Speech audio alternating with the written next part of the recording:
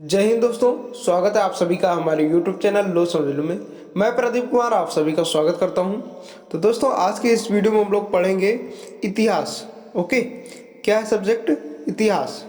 जो भी छात्र बीए द्वितीय वर्ष में है यानी बीए सेकेंड ईयर में है और उनका सब्जेक्ट इतिहास है तो ये वीडियो वो पूरा देखें, कंप्लीट वीडियो देखें। अभी तक आप लोगों ने कुछ भी नहीं पढ़ा है तो इस सीरीज के सभी क्वेश्चन को तैयार कर लीजिएगा, आप अपने एग्जाम में अच्छे मार्क ला पाएंगे। ओके, ये आपका द्वितीय प्रश्न पत्र है यानी दूसरा पेपर है। जैसा कि आप जानते हैं कि दूसरा पेपर आपका ऑब्जेक्टिव होता है और पहला पेपर डिस्क्रिप्टिव यानी लिखने वाला होता है। और टोटल ये 100 क्वेश्चन इसमें पूछे जाएंगे, जो प्रत्येक क्वेश्चन आधे अंक के होंगे यानी 50 नंबर का पेपर होगा। नवीन परीक्षा प्रणाली के अनुरूप वस्तुनिष्ठ प्रश्नों का अनुपम संग्रह। इस सीरीज के अंतर्गत जितने भी क्वेश्चन लिए गए हैं सभी इम्पॉर्टेंट लिए गए हैं, एग्जाम की दृष्टि से इम्पॉर्टेंट है, जो आपके एग्जाम में लगातार कई वर्षों से पूछे जा रहे हैं। तो इस सीरीज के सभी क्वेश्चन को आपको तैयार ही करना है। ओके, ऑब्जेक्टिव टाइप क्वेश्चन जैसा कि हमने बता दिया, आपका जो दूसरा पेपर होता है ऑब्जेक्टिव होता है और पहला होता है जो डिस्क्रिप्टिव होता है। ओके, ये मेरा पहला वीडियो है यानी पार्ट 1 वीडियो है। इसी तरह करके हम प्रत्येक पार्ट में अच्छे क्वेश्चन लाएंगे और इस कंप्लीट कोर्स को हम 10 पार्ट में कराएंगे। ओके, तो टोटल हमारा 10 पार्ट होगा। तो डेली एक पार्ट अपलोड होगा 11 से 12 बजे के बीच में।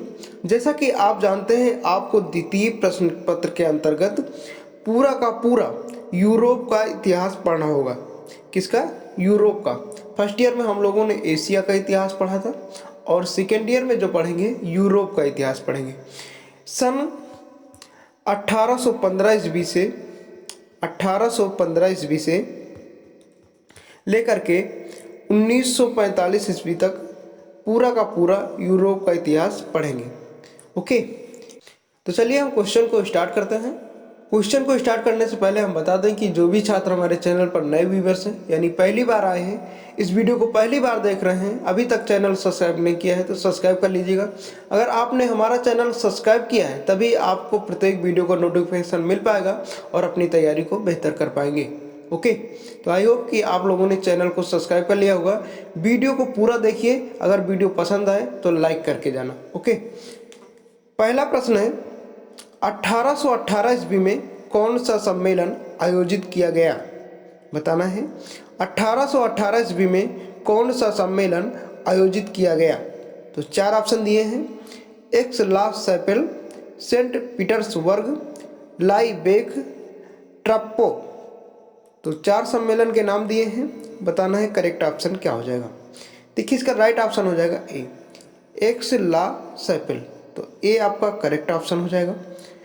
चलिए हम इसके विषय में कुछ एक्स्ट्रा पॉइंट जान लेते हैं। एक्स ला सैपेल, ये आपको नया नाम लग रहा होगा। देखिए आपको ये सारी चीज़ें थोड़ा टफ हो सकते हैं क्योंकि ये इंडिया का इतिहास तो है नहीं, एशिया का इतिहास है नहीं, ये यूरोप का इतिहास है। लेकिन मैं आपको विश्वास के साथ कहता हूँ, आप इस सीरीज के सभी क्वेश्चन देखते हैं ध्यानपूर्वक तो आपको ये सभी चीज़ें आसानी से तैयार हो जाएंगी और अपने एग्जाम में अच्छा स्कोर कर पाएंगे। एक्स ला सैपेल यूरोप का एक स्थान है। ओके, सितंबर 1818 ईस्वी में यहाँ पर एक सम्मेलन हुआ था जिसका नाम रख दिया गया एक्स ला सैपेल। आपको पता है यूरोप में कुल कितने देश हैं? यूरोप महाद्वीप में कुल 49 देश हैं। ओके, ये भी आप याद रखना कि यूरोप महाद्वीप में कुल 49 देश हैं। जैसा कि एशिया में कितने देश हैं? एशिया में 50 देश हैं। ओके, यूरोप में ऐसे 5 देश हैं जो एशिया में भी लगते हैं। ओके, एशिया और यूरोप दोनों में आते हैं, रूस, जर्मेनियम, अजरबैजान, जॉर्जिया, तुर्की। ओके, तो ये सभी चीज़ें। और यूरोप जो है विश्व का दूसरा सबसे छोटा महाद्वीप है, तो इसको भी याद रखना। चलिए देखेंगे अगला प्रश्न। प्रश्न संख्या दूसरा, यूरोप की संयुक्त व्यवस्था का कौन सा सम्मेलन प्रथम सम्मेलन था? यह बताना है कि यूरोप की संयुक्त व्यवस्था का कौन सा सम्मेलन प्रथम सम्मेलन था। 4 ऑप्शन है, लाइबेक, सेंट पीटर्सबर्ग, एक्स ला सैपेल, वेरोना। करेक्ट ऑप्शन हो जाएगा एक्स ला सैपेल। तो सी आपका करेक्ट ऑप्शन हो जाएगा। कब हुआ था? 1818 ईस्वी में। ओके, ये यूरोप की संयुक्त व्यवस्था का प्रथम सम्मेलन था, याद रखेंगे। दूसरा सम्मेलन अगर आपसे पूछता है तो 1820 ईस्वी में हुआ था। 1820 ईस्वी में हुआ था, उसका नाम था ट्रप्पो, तो याद रखेंगे उसको भी। 1821 में लाइबेक हुआ था, 1821 में लाइबेक हुआ था, ये भी याद रखना। और जो ये वेरोना है ये 1822 ईस्वी में हुआ था। कुल 5 सम्मेलन हुए थे। ओके, जो इस वीडियो में आपको धीरे धीरे हम बताएंगे, तो ये याद रखना। इसका सी आपका राइट ऑप्शन हो जाएगा। ओके, आगे देखेंगे। प्रश्न संख्या है 3, पवित्र संधि कब हुई थी? पवित्र संधि कब हुई थी? तो 4 ऑप्शन है, 1805 ईस्वी, 1800 ईस्वी, 1815 ईस्वी, ये ईस्वी है, ओके, ईस्वी, और 1835 ईस्वी। करेक्ट ऑप्शन हो जाएगा आपका सी, 1815 ईस्वी। तो सी आपका करेक्ट ऑप्शन हो जाएगा। पवित्र संधि कब हुई थी? 1815 ईस्वी, याद रखेंगे। चलिए इसके विषय में हम कुछ एक्स्ट्रा पॉइंट जान लेते हैं। इसकी स्थापना की थी नेपोलियन बोनापार्ट। पवित्र संधि की स्थापना किसने की थी? नेपोलियन बोनापार्ट, नाम सुना ही होगा, अगर नहीं सुना है तो समझ लीजिए। देखिए, नेपोलियन का अर्थ होता है जिसे लोग आज़ादी और खुशी देने का मसीहा समझते हो, उसे क्या कहा जाता है? नेपोलियन। देखिए, रूस ने ऑस्ट्रेलिया और प्रशा की संधि को एक इतिहास में दर्शाया है और जिसको पवित्र संधि के नाम से दर्शाया है, तो ये भी याद रखना। सी आपका राइट ऑप्शन हो जाएगा। देखेंगे अगला प्रश्न, प्रश्न संख्या 4, जार अलेक्जेंडर प्रथम की मृत्यु हुई है। ओके, बताना है कब हुई है। 1821 ईस्वी में, 1823 ईस्वी में, 1825 ईस्वी में, या फिर 1827 ईस्वी में। देखिए, करेक्ट ऑप्शन हो जाएगा 1825 ईस्वी में, तो सी आपका राइट ऑप्शन हो जाएगा। जार अलेक्जेंडर था कौन? ये था रूस का सम्राट। ओके, इसकी मृत्यु हुई थी 1825 ईस्वी में। इसका जन्म हुआ था 1777 ईस्वी में, तो इसको भी याद रखना।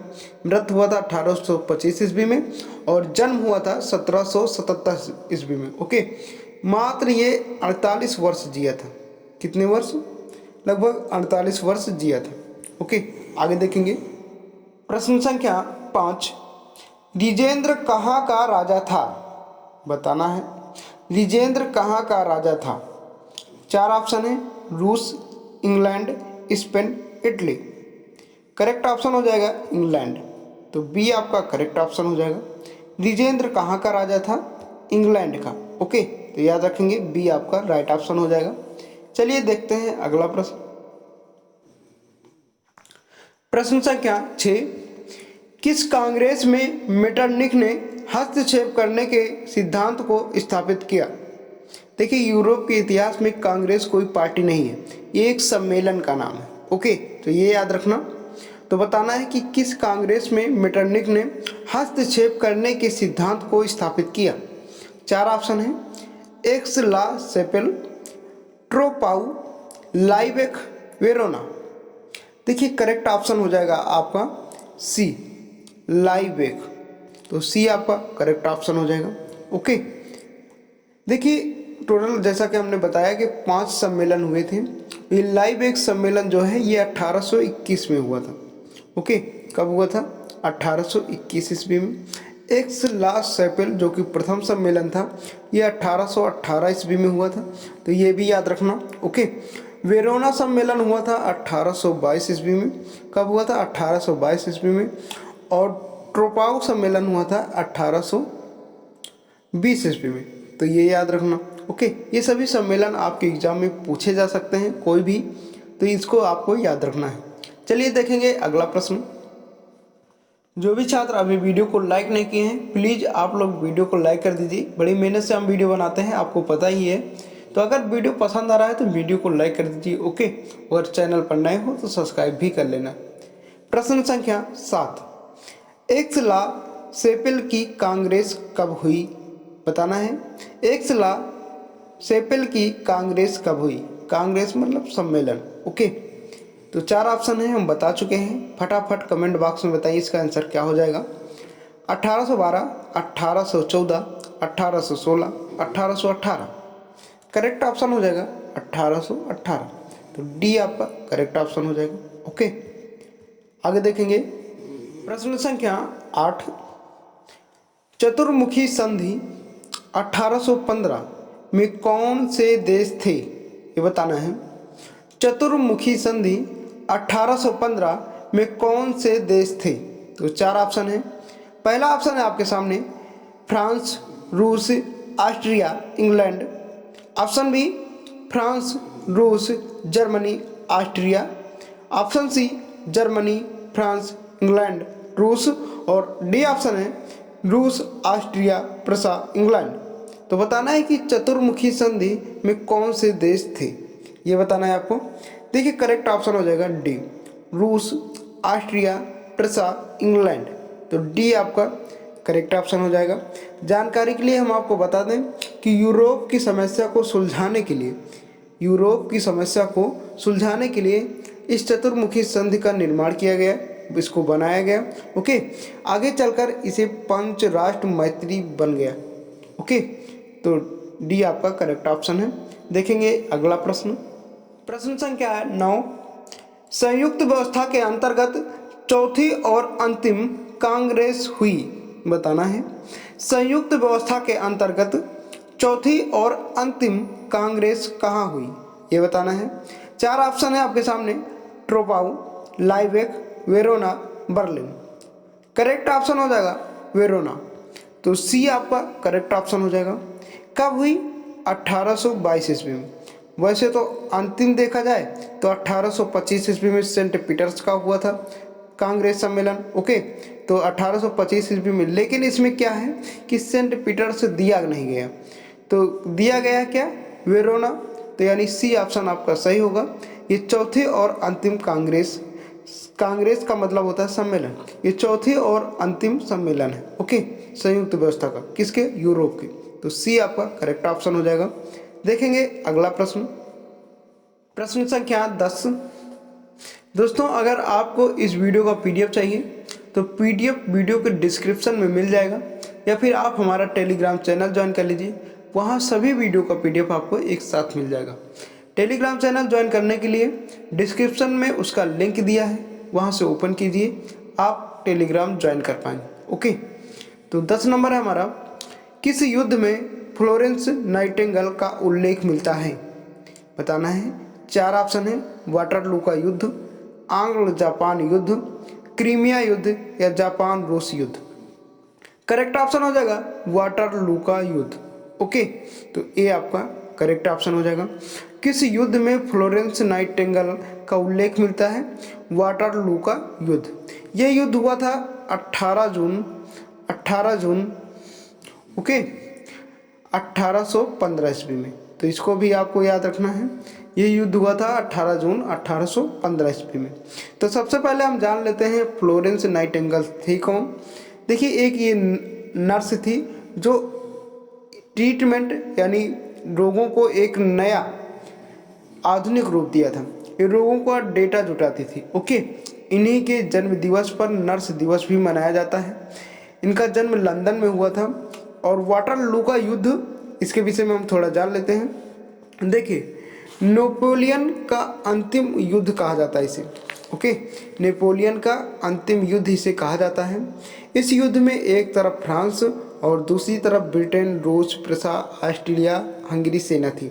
ओके, इस युद्ध में नेपोलियन युद्ध हार गया था और आत्मसमर्पण कर दिया था।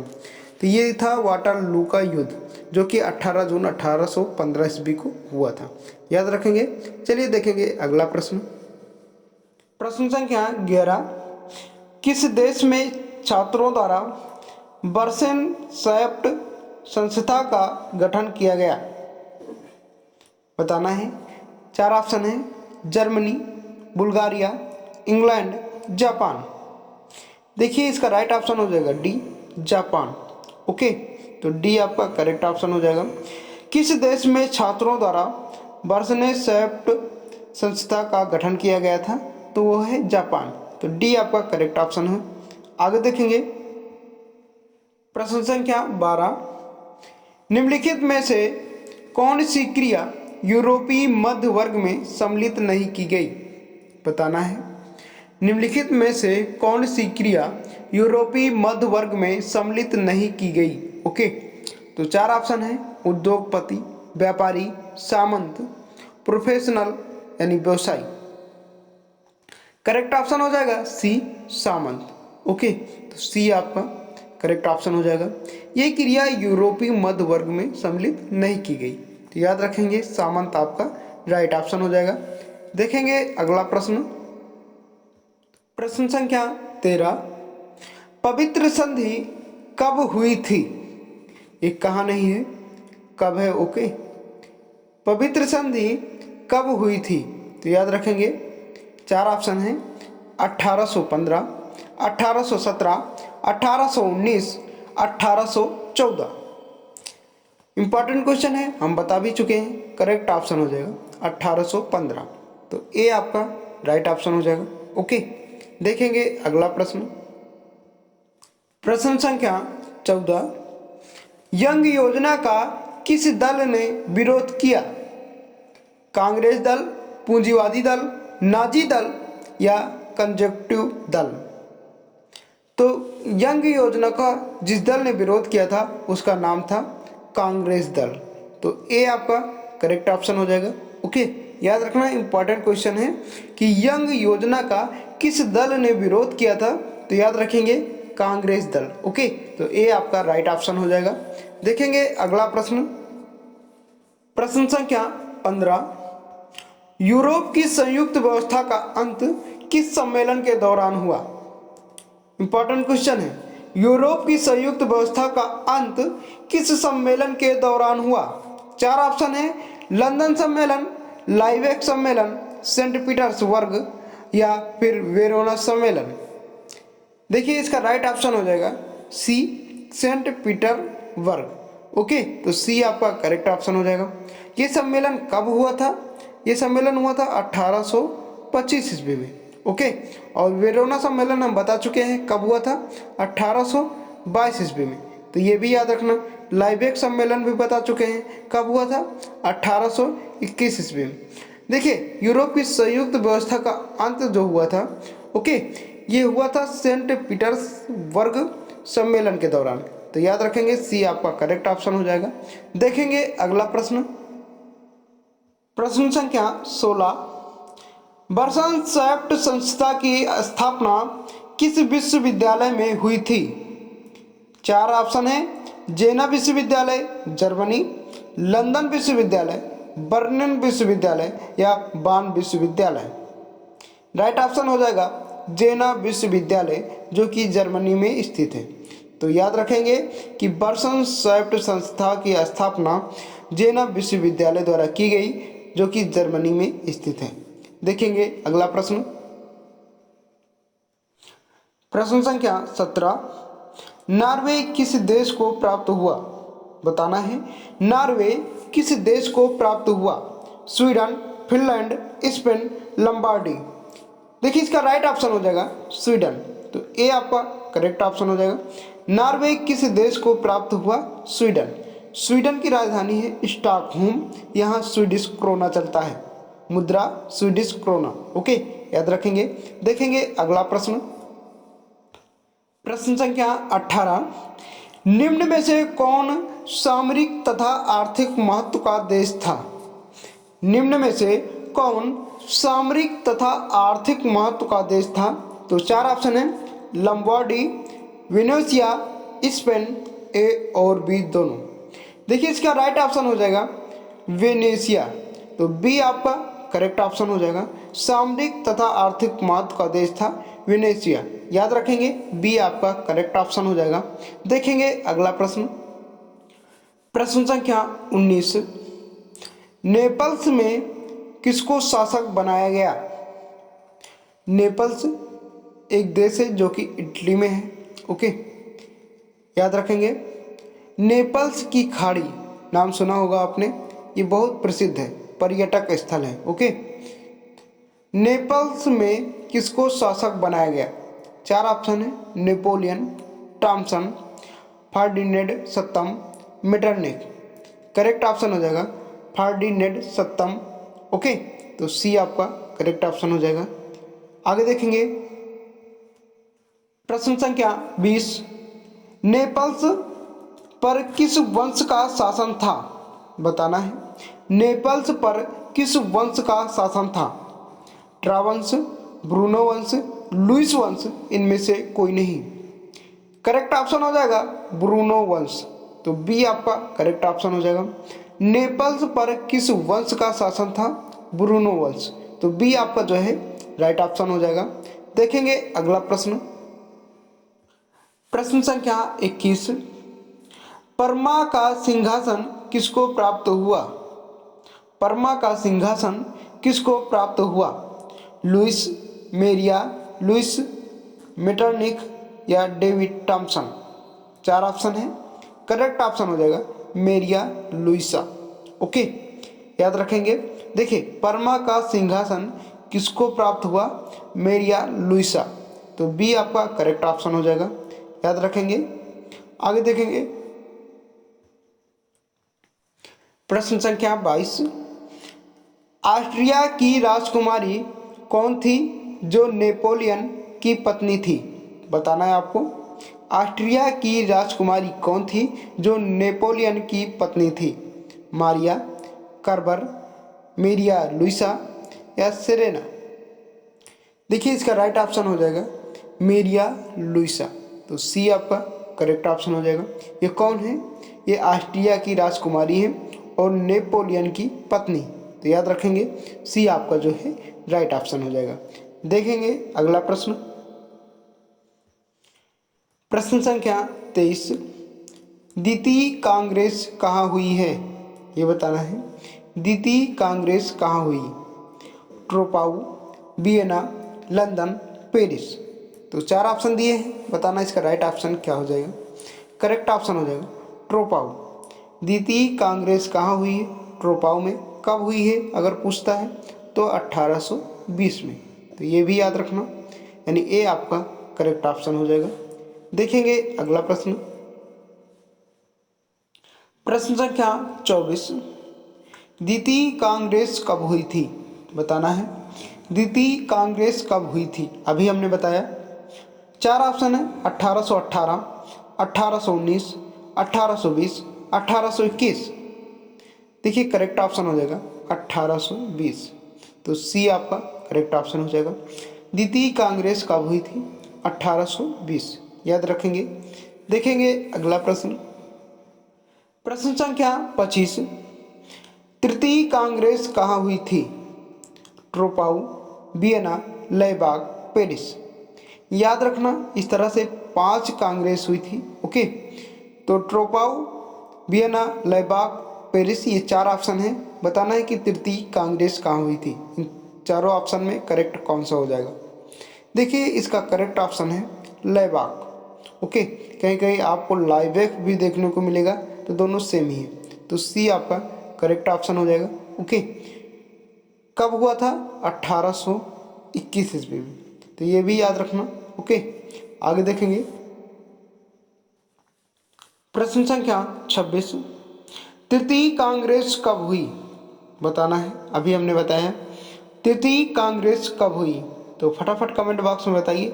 जिन छात्रों को याद है जल्दी से कमेंट बॉक्स में लिख दें। ओके, 1818, 1819, 1820, 1821? देखिए, इसका राइट ऑप्शन हो जाएगा 1821, तो डी आपका करेक्ट ऑप्शन हो जाएगा। तृतीय कांग्रेस कब हुई? 1821, याद रखेंगे। आगे देखेंगे प्रश्न संख्या 27। कौन सा सिद्धांत वियना समझौते का भाग नहीं था? बताना है। कौन सा सिद्धांत वियना समझौते का भाग नहीं था? चार ऑप्शन है। एक है पहला प्रत्युत्थापन, बी तर्क संगतता, सी क्षतिपूरण, डी वार्ता? करेक्ट ऑप्शन हो जाएगा डी वार्ता।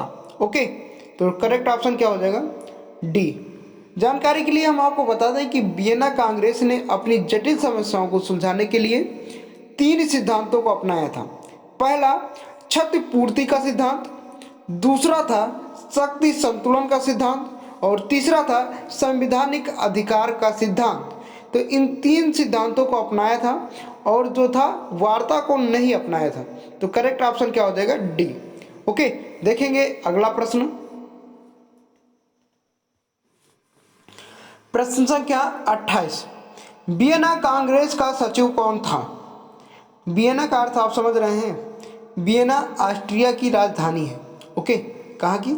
ऑस्ट्रिया की राजधानी है और यूरोप का केंद्र माना जाता है इसे। तो वियना कांग्रेस का सचिव कौन था? यानी एक वियना सम्मेलन हुआ था सन 1814 ईस्वी को, ये आरंभ हुआ था, उसका सचिव कौन था ये बताना है आपको। तो चार ऑप्शन है, Metternich, Napoleon, Gates, Cavour. Correct option हो जाएगा आपका ए, आपका राइट ऑप्शन हो जाएगा मेटरनिक। ओके, तो याद रखेंगे वियना कांग्रेस का सचिव कौन था? मेटरनिक। ओके, कहीं कहीं आपको मेटरनिक भी देखने को मिलेगा, तो ये आपका राइट ऑप्शन हो जाएगा। देखेंगे अगला प्रश्न संख्या 29, एन ला सापेल की कांग्रेस महासम्मेलन कब हुई थी? कई बार बता चुके हैं, ये प्रथम सम्मेलन है। ओके, एन ला सापेल की प्रथम कांग्रेस सम्मेलन महासम्मेलन कब हुई थी? चार ऑप्शन है, 1819, 1818, 1817, 1815। तो फटाफट कमेंट बॉक्स में बताइएगा कि क्या है करेक्ट ऑप्शन। ओके, चलिए अब हम बताते हैं। इसका राइट ऑप्शन हो जाएगा बी, 1818। तो राइट ऑप्शन क्या हो जाएगा? बी। आगे देखेंगे प्रश्न संख्या 30, ट्रोपाओ कांग्रेस किस वर्ष हुई? ये बताना है। कहीं कहीं आपको ट्राप्पो भी देखने को मिलेगा, कहीं ट्रोपाओ। तो बताना है कि ट्रोपाओ कांग्रेस किस वर्ष हुई। चार ऑप्शन दिए गए हैं, 1819, 1870, 1817, 1815। तो करेक्ट ऑप्शन क्या हो जाएगा? करेक्ट ऑप्शन हो जाएगा 1819। तो ये आपका करेक्ट ऑप्शन हो जाएगा। एक ला सापेल की बात करें तो 1818 में हुआ था। ये दूसरा सम्मेलन है ट्रोपाओ, जो कि 1819 में हुआ था। याद रखेंगे, ये आपका राइट ऑप्शन हो जाएगा। देखेंगे अगला प्रश्न। प्रश्न संख्या 31, एन ला सापेल कांग्रेस का मुख्य ध्येय क्या था? बताना है, एन ला सापेल कांग्रेस का मुख्य ध्येय क्या था? तो सबसे पहले ये समझ लीजिए, एन ला सापेल ये प्रथम कांग्रेस सम्मेलन है। ओके, याद रखेंगे। चार ऑप्शन है, यूरोप की शांति बनाए रखना, यूरोप का रूपांतरण, यूरोप का पुनः प्रतिष्ठापन, डी ऑप्शन है उपयुक्त सभी। करेक्ट ऑप्शन हो जाएगा डी, उपयुक्त सभी। ओके, एन ला सापेल कांग्रेस का मुख्य ध्येय था, मुख्य उद्देश्य था यूरोप की शांति बनाए रखना, यूरोप का रूपांतरण, यूरोप का पुनः प्रतिष्ठापन। तो डी आपका करेक्ट ऑप्शन हो जाएगा। ओके, देखेंगे अगला प्रश्न। प्रश्न संख्या 32, प्रारंभिक 19वीं सदी के राष्ट्रवाद में यूरोप का प्रभुत्व किस कारण था? व्यक्तित्व स्वतंत्रता, संविधान संशोधन, पुरोहित अभिजात वर्ग के विशेष अधिकारों का उन्मूलन, डी ऑप्शन है उपयुक्त सभी। करेक्ट ऑप्शन हो जाएगा डी, उपयुक्त सभी। ओके, प्रारंभिक 19वीं सदी के राष्ट्रवाद में यूरोप का प्रभुत्व व्यक्तित्व स्वतंत्रता, संविधान संशोधन, पुरोहित अभिजात वर्ग के विशेष अधिकारों का उन्मूलन, ये सभी थे। तो डी आपका करेक्ट ऑप्शन हो जाएगा। याद रखेंगे। देखेंगे अगला प्रश्न। प्रश्न संख्या 33, वियना कांग्रेस की मेजबानी किसने की? वियना कांग्रेस की मेजबानी किसने की? चार ऑप्शन है, मेटरनिक, गैरीबाल्डी, बिस्मार्क, मैजिनी। देखिए इसका राइट ऑप्शन हो जाएगा आपका मेटरनिक। तो ये आपका करेक्ट ऑप्शन हो जाएगा। जानकारी के लिए हम आपको बता दें कि मेटरनिक के प्रयासों से ही वियना कांग्रेस सम्मेलन हो पाया है। ये हुआ था 1815 ईस्वी में, तो ये भी याद रखना। ओके, कब हुआ था? 1815 ईस्वी में। वियना क्या है? ऑस्ट्रिया की राजधानी है, पता ही है। यहाँ क्या चलता है? यूरो चलता है, यूरो मुद्रा है। ओके, 1 यूरो बराबर होता है 84 रुपये, समथिंग 84 रुपये के बराबर होता है, भारतीय रुपये के बराबर होता है। ओके, और यहाँ भाषा क्या बोली जाती है? जर्मन भाषा बोली जाती है। क्या बोली जाती है? जर्मन भाषा। ओके, देखेंगे अगला प्रश्न। प्रश्न संख्या 34। वियना संधि 1815 का प्रमुख ध्येय क्या था? बताना है। वियना संधि 1815 का प्रमुख ध्येय क्या था? यूरोप में नेपोलियन युद्ध के दौरान लाए गए परिवर्तन को मिटा देना, जर्मनी के एकीकरण की योजना बनाना, यूरोप में लोकतंत्र की पुनः स्थापना करना, बूबों के राजवंश का अंत करना। देखिए, इसका राइट ऑप्शन हो जाएगा ए, आपका करेक्ट ऑप्शन हो जाएगा। ओके, यूरोप में नेपोलियन युद्ध के दौरान लाए गए परिवर्तनों को मिटा देना। वियना संधि का प्रमुख ध्येय यही था कि यूरोप में नेपोलियन युद्ध के दौरान लाए गए परिवर्तनों को मिटा देना।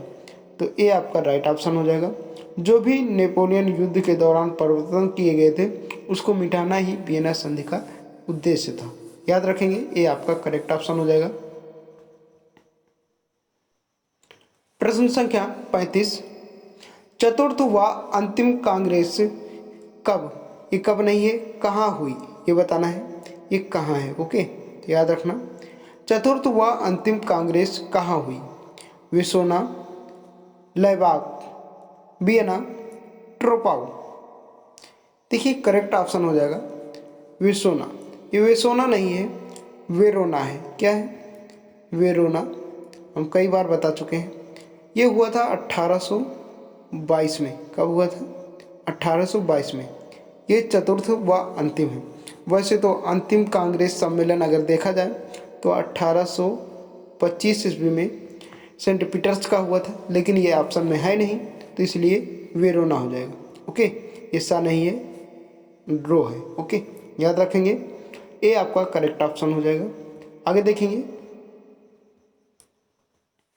प्रश्न संख्या 36। चतुर्थ कांग्रेस कब हुई? बताना है। चतुर्थ कांग्रेस कब हुई? 1819, 1821, 1822 या 1826? इजी क्वेश्चन है, करेक्ट ऑप्शन हो जाएगा 1822। चतुर्थ कांग्रेस कब हुई? 1822। या अंतिम कांग्रेस कब हुई? 1822। ओके, याद रखेंगे, सी आपका राइट ऑप्शन हो जाएगा। अगला प्रश्न देखेंगे। प्रश्न संख्या 37। वियना किस देश में स्थित है? बताना है। वियना किस देश में स्थित है? हम बता चुके हैं। 4 ऑप्शन है, फ्रांस, ऑस्ट्रिया, जर्मनी, रूस। करेक्ट ऑप्शन हो जाएगा ऑस्ट्रिया। तो बी आपका करेक्ट ऑप्शन हो जाएगा। ऑस्ट्रिया की राजधानी है वियना भाई, याद रखेंगे, बी आपका करेक्ट ऑप्शन हो जाएगा। यहाँ मुद्रा कौन सी चलती है? यूरो, जो कि 84 भारतीय रुपए के बराबर होती है। भाषा क्या बोली जाती है? जर्मन। तो ये भी याद रखना। देखेंगे अगला प्रश्न। जो छात्र अभी भी वीडियो को लाइक नहीं किए हैं, प्लीज़ आप लोग वीडियो को लाइक कर दीजिए और अपने दोस्तों के साथ शेयर ज़रूर करना, क्योंकि उनको भी इस वीडियो का हेल्प हो सके और अपने तैयारी में अच्छा प्रोग्रेस कर सकें और एग्ज़ाम में अच्छा मार्क ला सकें। ओके, प्रश्न संख्या 38। The origins of the second world war नामक पुस्तक के लेखक कौन है? ये बताना है। The origins of the second world war नामक पुस्तक के लेखक कौन है? 4 ऑप्शन है, A.J.P. Taylor, Langsam Hazen, Grant and Temperley. तो बताइए, देखते हैं कितने छात्रों का इसका आंसर आ रहा है। तो फटाफट हमारे बताने से पहले बताइए कमेंट बॉक्स में, हम आपसे 10 सेकंड का समय लेंगे। तो चलिए अब हम बताते हैं, A.J.P. टेलर करेक्ट ऑप्शन हो जाएगा। ओके, ये एक काल्पनिक पुस्तक है। क्या है? एक काल्पनिक पुस्तक है जो द्वितीय विश्व युद्ध के कारणों की जांच करती है। याद रखेंगे, किताब की भाषा है अंग्रेजी। इसमें 296 पेज हैं और ये पूरी अंग्रेजी में लिखी गई है। A.J.P. टेलर, इनका पूरा नाम है एलन जॉन पार्सिवैलम टेलर। ओके, तो याद रखेंगे करेक्ट ऑप्शन हो जाएगा ए। आगे देखेंगे प्रश्न संख्या है 39। सर्वप्रथम रॉबर्ट ओवन ने कारखानों में मजदूरों की आदर्श सहकारी संस्थाएं स्थापित की थी, वे किस देश के थे? बताना है। France, England, Germany, Italy. देखिए इसका राइट ऑप्शन हो जाएगा बी, इंग्लैंड। ओके, तो बी आपका करेक्ट ऑप्शन हो जाएगा। रॉबर्ट ओवन किस देश से बिलोंग करते थे? इंग्लैंड से, तो बी आपका राइट ऑप्शन हो जाएगा। देखेंगे अगला प्रश्न,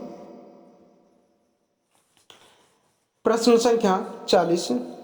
वियना सम्मेलन में फ्रांस का प्रतिनिधित्व किसने किया? चार ऑप्शन है। तलीरा ने, काउंट ऑफ प्रेवेंस ने, काउंट ऑफ अर्थवान ने, लुई नेपोलियन ने। देखिए इसका करेक्ट ऑप्शन हो जाएगा तलीरा ने। ओके, तो ए आपका करेक्ट ऑप्शन हो जाएगा। वियना सम्मेलन में फ्रांस का प्रतिनिधित्व किसने किया? तलीरा ने। अगर आपको ब्रिटेन का पूछ ले तो ब्रिटेन की ओर से कैसलर ने किया था, वियना कांग्रेस का सम्मेलन में भाग लिया था। ओके, आगे देखेंगे प्रश्न संख्या 40। वियना सम्मेलन में फ्रांस का प्रतिनिधित्व किसने किया? बताना है। वियना सम्मेलन में फ्रांस का प्रतिनिधित्व किसने किया? चार ऑप्शन है। तलीरा ने, काउंट ऑफ प्रेवेंस ने, काउंट ऑफ अर्थवा ने, लुई नेपोलियन ने। देखिए करेक्ट ऑप्शन हो जाएगा तलीरा ने, तो ए आपका करेक्ट ऑप्शन हो जाएगा। देखिए फ्रांस की ओर से तलीरा ने वियना कांग्रेस में भाग लिया। अगर आपसे ब्रिटेन का पूछता है तो ब्रिटेन की ओर से कैसलर ने भाग लिया था, तो याद रखना, ब्रिटेन का भी याद रखना और फ्रांस का भी याद रखना। ब्रिटेन की ओर से कैसलर ने भाग लिया था, याद रखेंगे, और इधर फ्रांस की ओर से तलीरा ने। आगे देखेंगे प्रश्न संख्या 41। वियना कांग्रेस के महत्वपूर्ण निर्णय में निम्नलिखित में से कौन सा शामिल नहीं था? वियना कांग्रेस के महत्वपूर्ण निर्णय में निम्नलिखित में से कौन सा शामिल नहीं था? तो चार ऑप्शन है। हैनोवर की स्वतंत्र राज्य का दर्जा देना, स्पेन में बूंबा राजवंश की स्थापना, स्वीडन को नॉर्वे देना, इटली को एकीकरण। देखिए इसका राइट ऑप्शन हो जाएगा ए, हैनोवर को स्वतंत्र राज्य का दर्जा देना। ये क्या था? वियना कांग्रेस के महत्वपूर्ण निर्णय में शामिल नहीं किया गया था, हैनोवर को स्वतंत्र राज्य का दर्जा देना, तो ए आपका करेक्ट ऑप्शन हो जाएगा। देखेंगे अगला प्रश्न, प्रश्न संख्या 42। यूरोप की संयुक्त व्यवस्था का निर्माण कब हुआ? यूरोप की संयुक्त व्यवस्था का निर्माण कब हुआ? चार ऑप्शन है। 13 दिसंबर 1814, 20 नवंबर 1815, 16 सितंबर 1820, 20 नवंबर 1818। तो चार ऑप्शन है, बताना है करेक्ट ऑप्शन क्या हो जाएगा। देखिए इसका राइट ऑप्शन हो जाएगा 20 नवंबर 1815, यानी बी आपका करेक्ट ऑप्शन हो जाएगा। यूरोप की संयुक्त व्यवस्था का निर्माण कब हुआ? 20 नवंबर 1815। इंपॉर्टेंट क्वेश्चन है, याद रखेंगे सभी छात्र। आगे देखेंगे प्रश्न संख्या 43। देश का भविष्य आपके थैले में है, किसने कहा? देश का भविष्य आपके थैले में है, ये किसने कहा? मैजिनी, हिटलर, मेटरनिक या कैवर। देखिए इसका करेक्ट ऑप्शन हो जाएगा मेटरनिक, तो सी आपका करेक्ट ऑप्शन हो जाएगा। देखिए 1815 और 1848, यानी 1815 से लेकर 1848 तक के युग को मेटरनिक युग कहा जाता था। ये काफ़ी बुद्धिमान और राजनीतिज्ञ राजा था। इसकी काफ़ी इतिहास में चर्चा है, अगर हम बताने लगेंगे तो घंटों लग जाएंगे। इसको बताएंगे आपको किसी वीडियो में। ओके, आगे देखेंगे प्रश्न संख्या 44। मेटरनिक, ये कहीं का मेटरनिक लिखा होता है, कहीं का मेटरनिक लिखा होता है, फिलहाल दोनों सेम ही है। ओके, तो मेटरनिक का जन्म कहाँ हुआ था? फ्रैंकफर्ट में, जिनेवा में, वार्सा में या काब्लेज में? देखिए इसका राइट ऑप्शन हो जाएगा बी, जिनेवा। ओके, तो बी आपका करेक्ट ऑप्शन हो जाएगा। कब हुआ था? 15 मई 1773 ईस्वी। तो ये भी याद रखना, कब हुआ था? 15 मई 1773 ईस्वी में। और इसकी मृत्यु हो गई थी 11 जून 1859 ईस्वी में। तो इसकी मृत्यु भी याद रखना और जन्म भी पूछा जा सकता है। आगे देखेंगे प्रश्न संख्या 45। निम्नलिखित में से किस काल को मेटरनिक का युग कहा जाता है? अभी हमने बताया, चार ऑप्शन है, 1815 से 1820 तक, 1815 से 1870 तक, 1815 से 1830 तक, या 1815 से 1848 तक। देखिए, मेटरनिक का युग कहा जाता है 1815 से 1848 तक, यानी डी आपका करेक्ट ऑप्शन हो जाएगा। ओके, याद रखना, बहुत इंपॉर्टेंट क्वेश्चन है। आगे देखेंगे प्रश्न संख्या 46। ब्रिटेन में सुधार अधिनियम जो आधुनिक मैग्ना कार्टा कहलाते हैं कब पारित हुआ? बताना है। ब्रिटेन में सुधार अधिनियम जो आधुनिक मैग्ना कार्टा कहलाते हैं कब पारित हुआ? 1840, 1830, 1832 या 1835? देखिए, इसका राइट ऑप्शन हो जाएगा 1830। तो बी आपका जो है करेक्ट ऑप्शन हो जाएगा। मैग्ना कार्टा कहलाते हैं कब पारित हुआ? 1830। आगे देखेंगे प्रश्न संख्या 47। किस देश को यूरोप का मरीज कहा जाता है या कहा जाता था? अभी भी कहा जाता है। चार ऑप्शन है, स्पेन, रूस, जर्मनी, तुर्की। देखिए, इसका करेक्ट ऑप्शन हो जाएगा डी, तुर्की। यूरोप का मरीज कहा जाता है तुर्की देश को। अगर एशिया के मरीज की बात करें तो चीन को कहा जाता है। ओके, तो डी आपका करेक्ट ऑप्शन हो जाएगा। देखेंगे अगला प्रश्न, प्रश्न संख्या 48।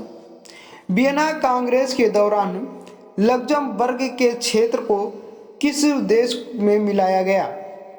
वियना कांग्रेस के दौरान लक्जमबर्ग के क्षेत्र को किस देश में मिलाया गया? चार ऑप्शन है, Spain, Holland, Prussia, Switzerland. Correct option हो जाएगा बी, हॉलैंड। तो बी आपका करेक्ट ऑप्शन हो जाएगा। ओके, वियना कांग्रेस के दौरान लक्जमबर्ग के क्षेत्र को हॉलैंड देश में मिला दिया गया।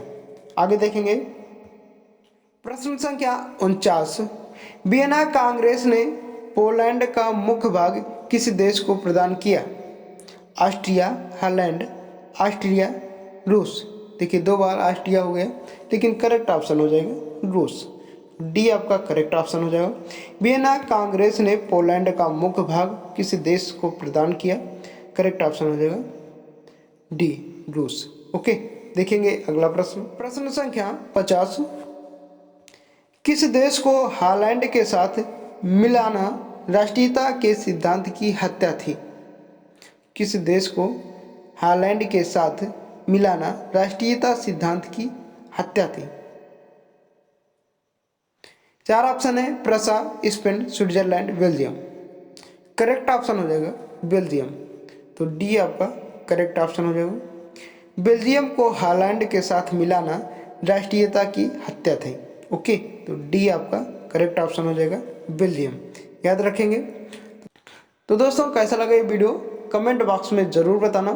अगर इस वीडियो से थोड़ी सी भी हेल्प हुई हो तो वीडियो को लाइक करके जाना, अपने दोस्तों के साथ शेयर करके जाना। ओके, और हाँ, चैनल पर नए हो तो सब्सक्राइब जरूर कर लेना। अगर आपने सब्सक्राइब किया होगा तभी हमारे प्रत्येक वीडियो का नोटिफिकेशन आपको मिल पाएगा और अपनी तैयारी को बेहतर कर पाएंगे। तो मिलते हैं नेक्स्ट वीडियो में, तब तक के लिए जय हिंद, वंदे मातरम।